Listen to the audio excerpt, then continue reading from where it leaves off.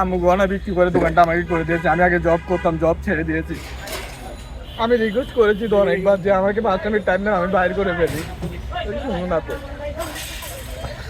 আমি এটার উপর উঠলাম, ওরা অ্যাটাক করছে, আমার হাত পাও কেটে গেছে। আসলে এখানে আপনার মানে কত টাকার মাল ছিল? আমার মাল ছিল আপনার 30,000 টাকার মতো মাল ছিল, আর দোকান ভাড়াটা আমার 90,000 টাকা উঠাও হয়েছে। আমি 15 দিন হয় না দোকানটা চালু করছি, দোকানটা করতেই পারি না, 3 দিন না 4 দিন করছি দোকানটা এখন।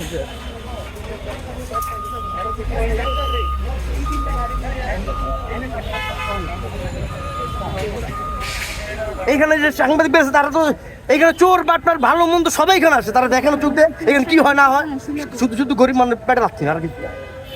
যারা দিনের দিনকে তাদের লাগছে, যারা তো তাদের যে টোকাই দিয়েছে এইখানে ব্যবসা করে কোটি কোটি টাকা মালিক প্রাইভেটে করে, তাদের কোনো ই নাই। আমাদের যত সব আমাদের গরিব মানুষের টাকা।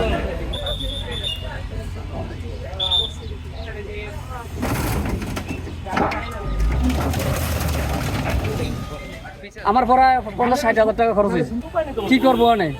আমাদের কি কেউ আমাদেরটা দেখে? আমাদের হকারটা দেখে না, আমাদের হকারটা কেউ দেখে না।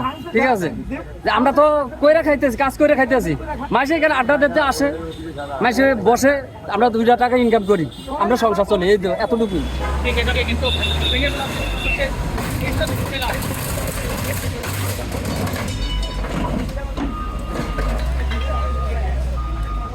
তেলের মেশিন আছে, একটু দূরে দেখেন, মেশিন আছে।